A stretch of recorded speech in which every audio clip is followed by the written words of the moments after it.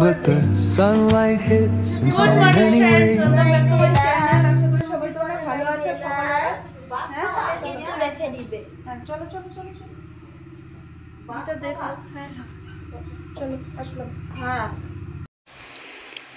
মাকে ধন্য দিতে হবে।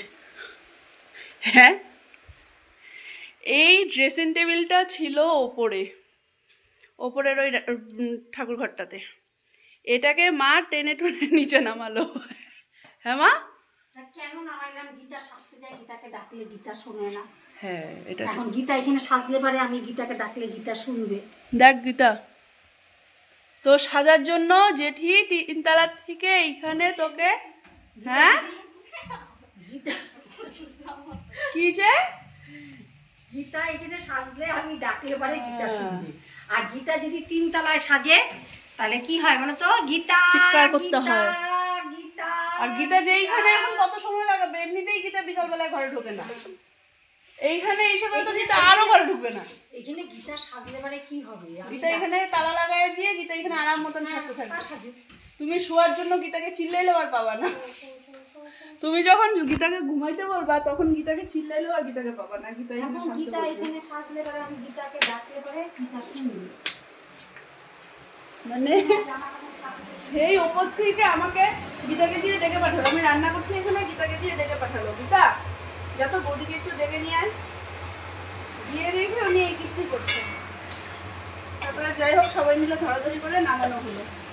সবাই মিলে বলতে আমরা এই 3টা মহিলা। মা বাবা আসলে বলবো আমাদের আর কিছু প্রাইজ দিতে। কেন বলো তো? এই আমি, এই যে এই মহিলা, আর এই যে এই মেয়েটা। ও মা, তুমি কি এখনো মা? তুমি এখনো কি মা? তুমি এখনো মহিলা না মা? তাহলে কচি খুকি মা, কচি খুকি মা। কেন রে ওরকম করিস কেন রে? না না, তাই বলে তুমি কচি খুকি মা, মহিলা। কিছুদিন পরে তোমাকে লোকে বৃদ্ধ মহিলা বলবে, তুমি এখনো মহিলা বলবে। মহিলা বানায় দিছি। চলো আমি রান্না করবো, রান্না করে মেয়েকে আনতে যাব। কার্তিক মাস শেষ হলো না আজকে পয়লা অঘ্রান, তো হচ্ছে ওপরে রান্না বান্নার পার্ট শেষ। আবার 1 বছরের অপেক্ষা কার্তিক মাসের জন্য। নিরামিষ তো আবার লেগেই থাকবে, তো ওগুলো তো করবেই। কিন্তু হচ্ছে তোমার আজকে রান্নাঘরে, আজকে যদিও নিরামিষই হচ্ছে কারণ নাকি মঙ্গলবার, তো নিরামিষই রান্না, আজকে নিরামিষ হবে। আজকে কালকে পরশু হয়তো নিরামিষই চলবে, কিন্তু হচ্ছে রান্নাঘরে খাবো।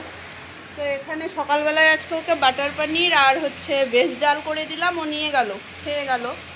পাঁপড় ভেজে দিয়েছিলাম। আর এখানে আমাদের পাঁপড় ভাজা, এখানে আলু আর পেঁপের রসা, নিরামিষ তরকারি হচ্ছে একটু ধনে পাতা দিয়ে।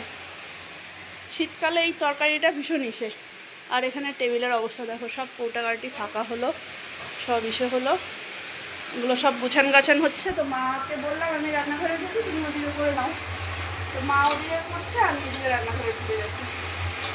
ঠিক আছে, আমার ঝোলটা হলেই হয়ে যাবে। মামাম নাটক করে কালার করবে না, পটাপট কালার করো। মাঝখানে ডিজাইন করতে গেলে তোমার এখন অনেক দেরি হবে।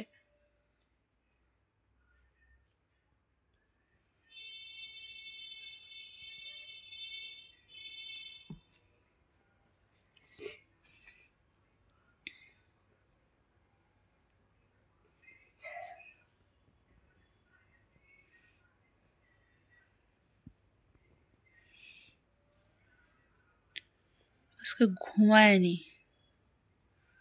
মানে তাই ওকে নিয়ে আজকে বসলাম ইসে করতে। আরে মামা হোমওয়ার্ক দিয়েছে এক গাদা, বললাম চল একবারে করিয়ে তারপরে পড়তে যা।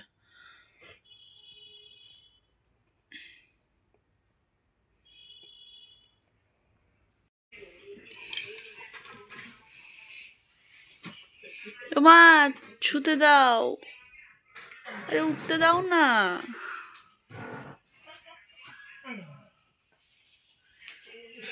নিয়ে যাচ্ছেন আরেকজনকে। আজকে 9:30টার দিকে ঘুমিয়ে পড়েছে, কেননা কি সারাদিন আজকে ঘুমায়নি। তখন ওই যে হোমওয়ার্ক নিয়ে বসালাম, তারপরে পড়তে গেল, পড়ার থেকে এলো, খাওয়া দাওয়া করলো, করে ঘুম পাড়িয়ে দিয়েছিলাম। তো ঘুম টুম পাড়িয়ে নিয়ে আজকে অনেক দিন পরে মামা বাড়িতে সবার সাথে গোটে গোটে কথা হলো। দিদার সাথে কথা হয়নি, বাকি দাদু মামা মামি সবার সাথেই কথা হলো। তো হচ্ছে অনেক দিন পরেই আজকে কথা হলো, অনেকক্ষণ ভরে আড্ডা মারলাম ফোনে। তো হচ্ছে সব কিছু এমনিতে আমাদের কমপ্লিটই, আমার খাওয়া দাওয়া ব্রাশ ট্রাশ সব কিছু কমপ্লিট। তো শুতেই যাবো তখন, মানে মার ওখানে যাবো আড্ডা মারতে, তখনই ফোন এলো। তো কথা বললাম সবার সাথে, এখন যাবো মার ওখানে বসবো, তারপরে গিয়ে শুবো। চলো। আর আমার হচ্ছে ভাগ্নির বিয়ে, ভাগ্নি বলতে জিয়া এসেছিল এখানে। তো ওর বিয়ে 26 তারিখ। তো মেয়ের এক্সামের ইসের জন্য যাওয়া তো হবে না, বৌভাতে যাব। তো এদিকে তোমার হচ্ছে কোচবিহারের সাইডে বলতে আসামই, ওটা আসামেই, ওই কোচবিহারের বর্ডারের ওইদিকে বিয়ে। তো হচ্ছে এদিক থেকে বৌভাতে যাবো এর জন্য। বিয়েতে হয়ে উঠলো না, তাই মামারা ফোন করে বলছে কবে আসবি কবে আসবি, আয় আয় চলে আয় চলে আয়। আর সব বোনরাও যাচ্ছে, সব ইসেরা যাচ্ছে, মিস করবো। ইচ্ছা হচ্ছে একবার চলে যাই, কিন্তু উপায় নেই, মেয়ের এক্সাম বলে কথা। দেখা যাক।